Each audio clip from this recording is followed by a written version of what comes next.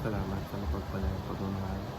Welcome to our 365 daily devotion of Apostle Alexander Thomas from March 3. At ang topic po na tatalakayan natin ngayon, ano ang gift mo kay Jesus today?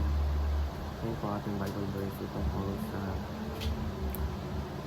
Matthew chapter 1 verse 23 at sampo natin ang ating po sa thesis ng mga salita dito.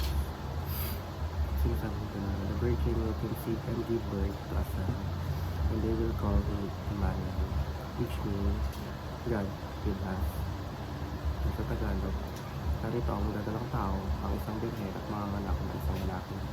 At ang pangalan sa taong sila sa kanya Emmanuel, na ang ibig sabihin ay kasama natin ang Diyos. Teaching number 1, Jesus is your greatest king, residing in you. Jesus ang pinakadakilang regalo natin na naninirahan sa atin. Ibig sabihin, ang pagdating ni Jesus sa buhay ng isang tao, isang espesyal na nangyayari sa Diyos. Siya yung nangatili sa puso ng mga nananampalataya upang gabayan at pagpalain sila sa araw-araw ng buhay. Teaching number 2, Jesus is your ever-present help. Jesus ang ating laging nariyan na tulong.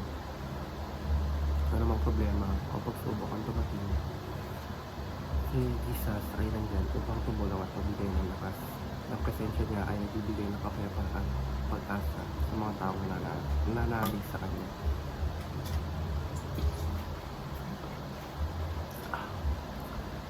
Teaching number 3, Jesus is your never-changing friend. Jesus ang ating kaibigan na hindi nagbabago. Hindi tulad ng mga kaibigan natin na maaaring magbago o wala. Si Jesus ay palaging dapat at mahal sa akin. Ang pagmamahal niya ay walang hanggan at hindi nagbabago kahit sa mga pagsubok ng buhay. Petition number 1, spend time meditating on the presence of God. Maglaan tayo ng oras sa muni sa presensya ng Diyos. Maglaan tayo ng katahimikan upang makapag-usap sa Diyos. Pakinggan ang kanyang tinig at maunawa ng kanyang kalooban sa pamamagitan ng panalangin at pagbubulay-bulay sa banal na kasulatan.